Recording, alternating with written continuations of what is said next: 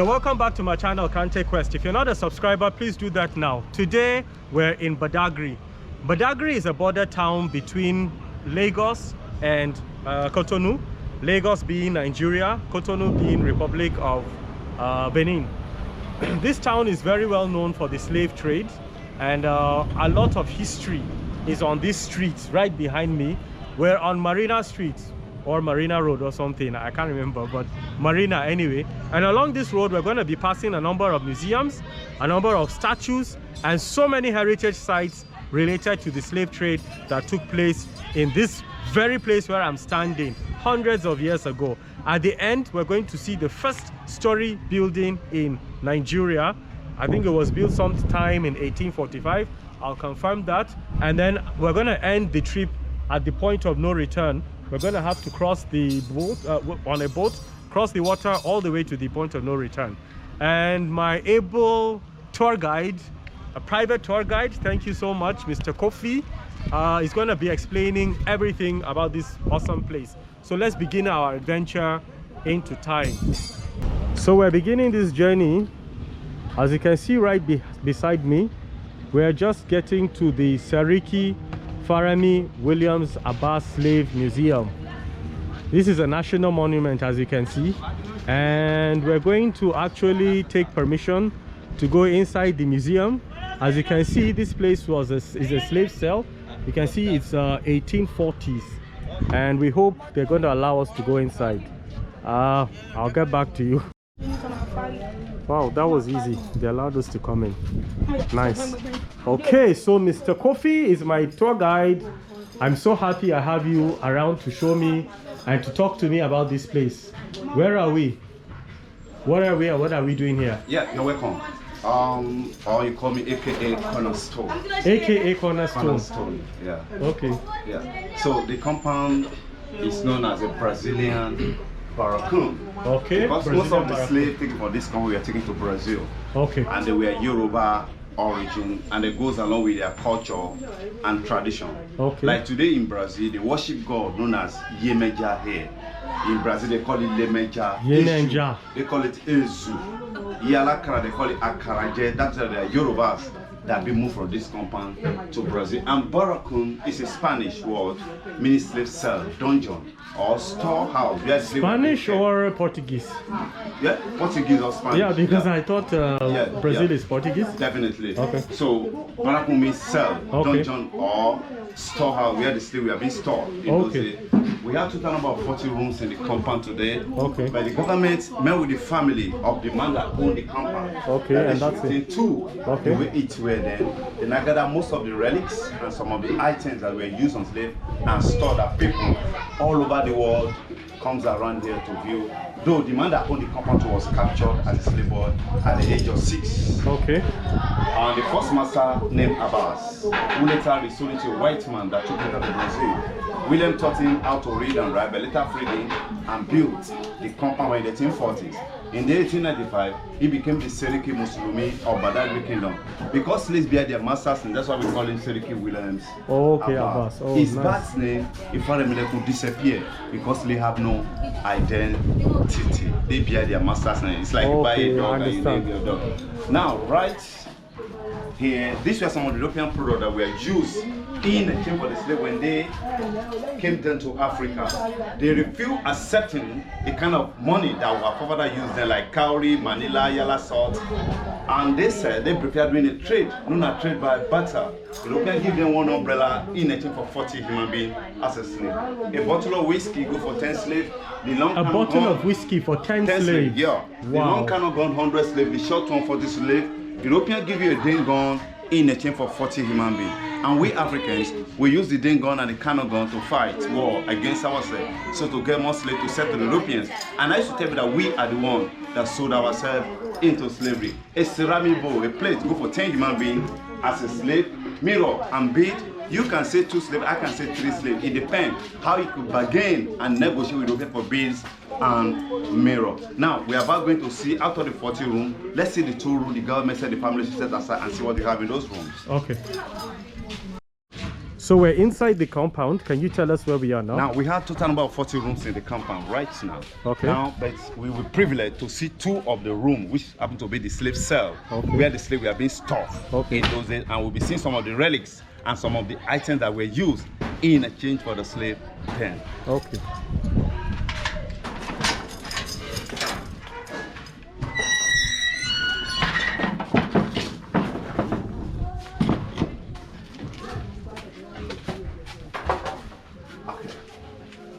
So you're welcome.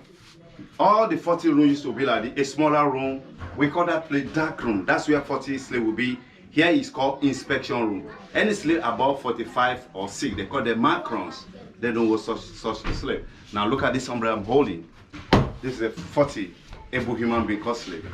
That's the European give you this, give them 40 human being as a slave. And the umbrella was so heavy. To the extent that a slave had to carry it on the head of the master. If it dropped from the hand of the slave to the head of the master, they would beheaded him. This chain used to be a waist chain for any stubborn slave. Just to calm the slave down, they have to tie it around the waist. Like the one in the picture here. Yeah, this one is called carving yoke. They use this to join 2 slaves together, or we call it ankle shackle. They put this at the ankle of the first slave, then the second slave, they will now lock with their padlock. And this thing was made of metal, and I used to put wounds around the ankle.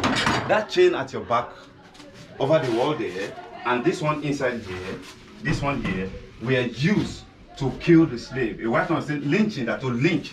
They use this and that one to lynch the slave. And this used to be the buckle of chariot. This one standing here, that's in horse normally pulled, owned by this man called Seriki Abbas. And they put this one in fire to write the name of the owner of the slave on the check. So we call it brandy. Because slave store here were owned by different owner. For identification, you have to brand your slave. They also used to perforate, to pierce the upper and lower lips of the slave and apply padlock, because slaves were fed only once in a day. And the reason why they don't want to overfeed the slave, they believe if they are being given too much of food, they have energy or stamina to fight them. Or they use this thing called iron muzzle to guard the mouth of the slave. Now we are about to going to see the dark room, so you have to bend your head. The dark room. Yeah, my camera is not going to show. Unless we need some light. Okay. Now look at that small window up there. That window provided ventilation for 40 able human beings that will be here for 3 to 4 months. This is where the wee and poo. Imagine the odor, the heat, and imagine how many human beings, because they will have died there. That's why when people come, they tell them, "We are not here to catch fun, but just to feel the pain the people in the past are felt." These are the pots originally from Yoruba's land. This is where they used to keep the man water for ablution, soup, drinking pots. And look at this bottle. If you look closely at the bottle, you see 1873. The bottle is from Vienna, Austria. That's 10 human beings standing. And the gift given to the man by Brazilian and European friend when he became the Seriki. And these are some of the currency, money we spend in Africa those days, called cowrie shell. And each of those plates over there go for 10 human beings as a slave. That's 50 slave. It doesn't matter the size of the plate. Wow. Now, we are going out of the dark room. You wash your head while coming out. Thank you. Good. Yeah.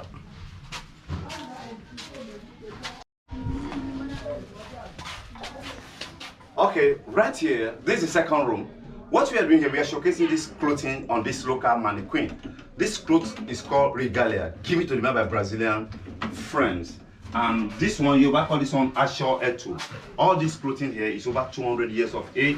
And this used to be his box, where he used to keep most of his documents. Now this is another dark room for 40 human being called slave. Now, these are some of the olden days iron products. This is today for the roofing. It's different from what we produce now. What we produce now, you get 15 of it out of this edible one. Now, those 2 chains that are showing the first slave cell, this is how they put it to use. We call this thing gallows. They normally mount the gallows in the plantation where the slave busy working. Any slave that commit any offense, they will tie it around the ribs of the men, their hand at the back, the women turn up, they'll be hung on gallows. They'll be here dying gradually. They're just trying to instill fear into other slaves, and as you see them, they will not last for a day till they're dead. And this is the picture of the children of the man and his realization here. Now look at that small window. We also give another 40 that will be here for 3 to 4 more. Right from here, let's see the next place where this man was buried. These people, they are of Yoruba descent, or? The children of Seriki William Sabas.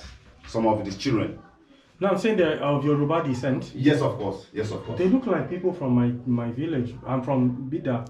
Okay. That's Niger State. And what really happened? I know that there is some there's a link between Yorubas and even though my tribe. What's happened? The Tapa tribe. Okay, what's happened is that I will do a video on that. Seriki Abbas moved from Offa in Kwara State. Okay.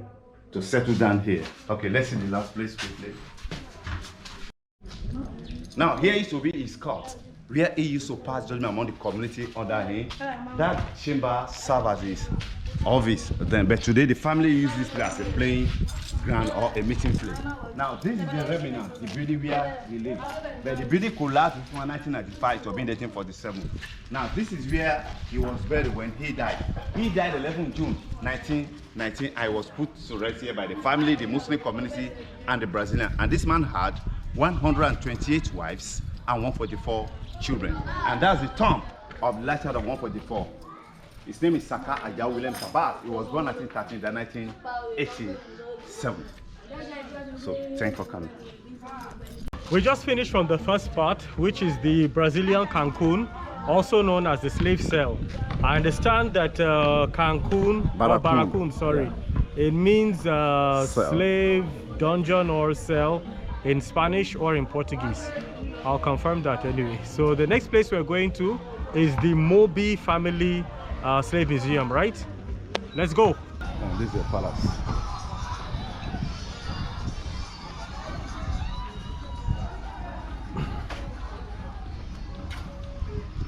So this is just walking distance from where we're coming from, and I believe the coffee, my tour guide, is going to tell us about this place. Please tell me about this place. Yeah, this is the Moby family slave relics, where you'll be seeing the original chains that were used on our forefather then, before being taken to the unknown destination. Which is right from there, I believe. Yeah, right here.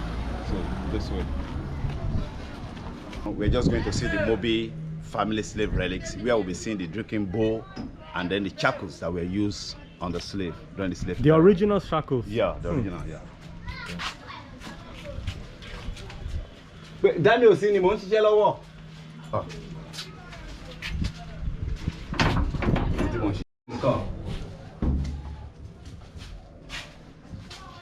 Is it clear? Yeah, now this is the shackles, as you can see. And it's so heavy that they used to put on the neck of the slave before being dragged to the point of no return. And this one, they use it to brand the slaves. That to write the name of the owner on the checks or at the back. Or sometimes they used to perforate the upper lips of the and lower lips and then apply padlock. And this is slave drinking bowl. This bottle has been filled once in a day, and the slaves' hand were being tied at the back. They drink water like an animal. Here, so.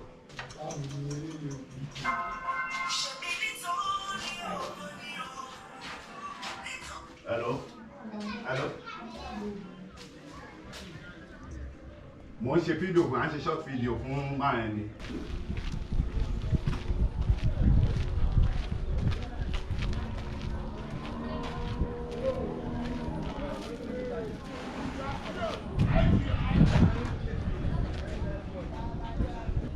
I'm standing at the very first story building that was ever built in Nigeria.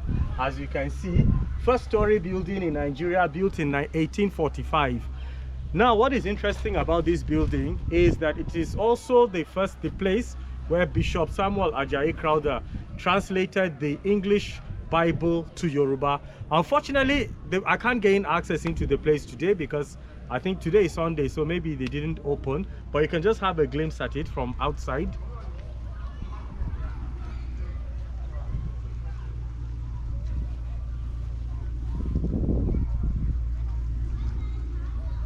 And hopefully, by the time I come back next time, I'll be able to go inside. It's time to go to the point of no return right now. So after going around all the places, it's time to go to the point of no return. To get to the point of no return, we have to take a boat. My boat guy is right here. He has come to call me that I should hurry up so we can go. Let's go. Let's go, let's go.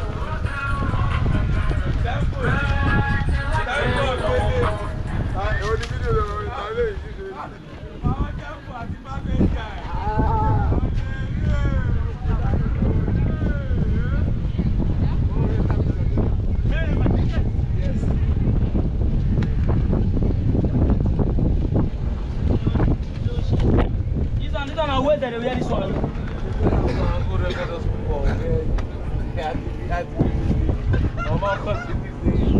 They go through. Yeah. This one me look for leg no pass like that. But some say this one not be ITV be new. This is not ITV now. Where's my jacket now? No, now give me this orange. I really like that.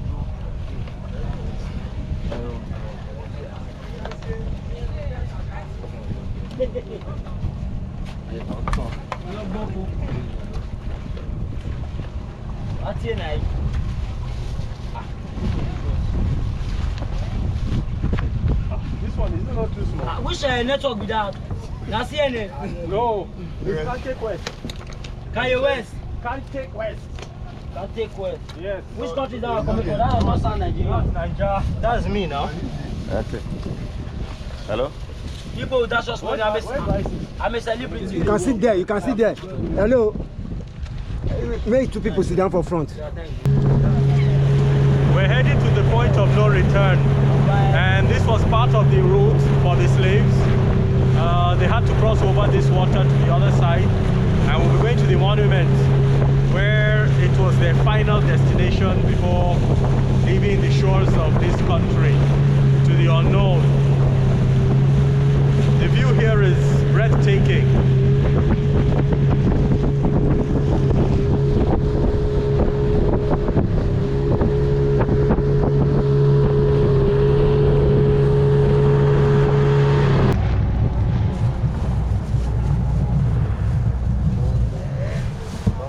It was a short boat ride, but I've crossed over to the other side, and now I need to look for a guide, somebody who can take me to the point of no return and also tell me a little bit about the place.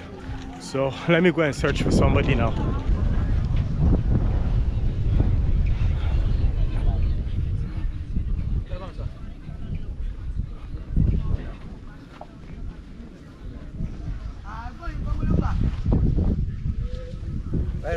What's up? Just arrived in Berefu Island, and I'm happy I've gotten a tour guide. And your name is, sorry? Okay, Lemilekun. Nice to meet you. Please tell me about this monument. Okay, this is the first place where they journey to the land of no return. This is the first point. Yes, where they journey to the land of no return. Here they arrange the people here, and then they arrange their chains, everything, their shackles, and then they arrange the able ones who can go to the journey. So here they settle everything here before moving to their journey. Okay, so that's where we're going to now. That's where we are going to. So this is the first place. All right. Where they do everything. Okay. So we are moving to. So we walk down this road, and this is Berefu Island, you said? Yeah. And it's really beautiful, actually. We're just roaming around Berefu Island, still part of Badagry, and we're exploring the slave route from Badagry to other countries. This is a journey that dates back hundreds of years, and I'm very happy to have met a nice tour guide by name Lemilekun. So I'm definitely going to take his number, and any of you that want to come to this island, give me a call. I'll hook you up. Okay, so we're at the first monument on this route. And what is this? Yeah, here is the attenuation well. Attenuation well. Attenuation well. And what happens here? When they get here, they give them water. But when they give them the water, yeah, amnesia do occur. That is what they Okay. do say. Amnesia do occur. So retrograde amnesia. Let me just say retrograde amnesia. Inability to remember the past. Okay. So for them to forget about their past, where they came from, so they give them this water. Okay. After taking this water, they won't remember anything. Here is the water. The water do exist, but not active. But this is the water. Oh. This is water they gave them, so but not that active. But yeah, when they give them the water, they believe they forget everything about their past before moving on. Okay. So they rest here, give them water. After the water, they Continue move on the to journey. Okay, so let's continue our own journey too. All right, so we are moving to the point of return. Okay. Because back then it's point of no return, but now point of return. It's okay, it was point of no return back then. Yeah. And right now it has become point of return. Because Okay. when you get here, you are not going back. Yeah.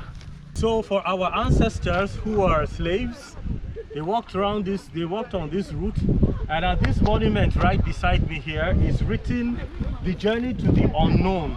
Why it's called the journey to the unknown is because this was the last place where they rested before going to an unknown destination. On getting to this waterfront there, they were taken to various countries around the world. Let's go and see that side. In order to preserve this very interesting part of our history, the government decided to build this nice looking monument. And this nice looking monument is just to symbolize the sorry about the noise.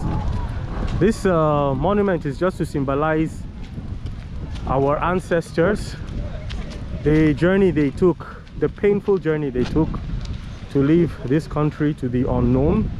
And you can see some people standing in between these two arcs. What I was told is that these very two arcs symbolizes the last place where all the slaves had to pass. So they went beyond these two arcs, and that's it. They're out of the country to the unknown. Hello guys. Well done. What's up? So we're just going to go around.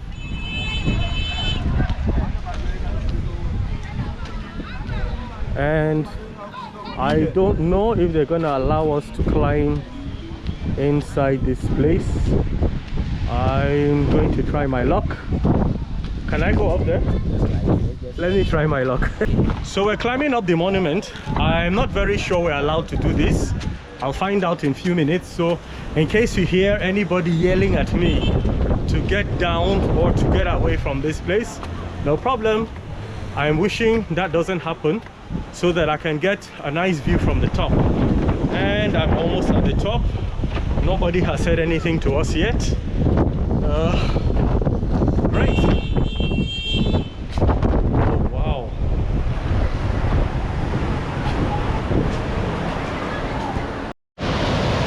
So this was the water that took our ancestors, took the slaves from Africa to the unknown.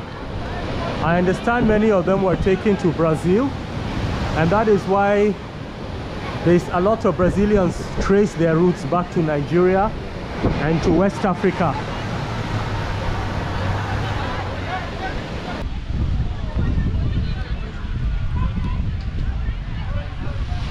In case you would like to make this journey to the point of no return in Badagry, Lagos, Nigeria, all you need to do is give me a call or reach me on any of my social media platforms. You can reach me on my YouTube channel, Kante Quest. You can reach me on Facebook, Instagram, Twitter.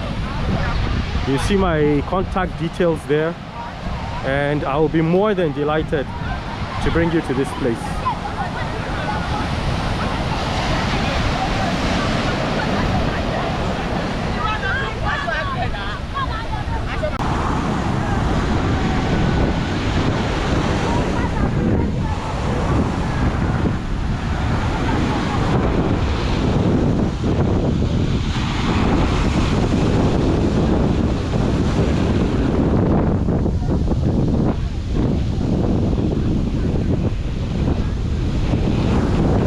So that's it. I hope you enjoyed the video, and I also hope you learned a lot from the slave route.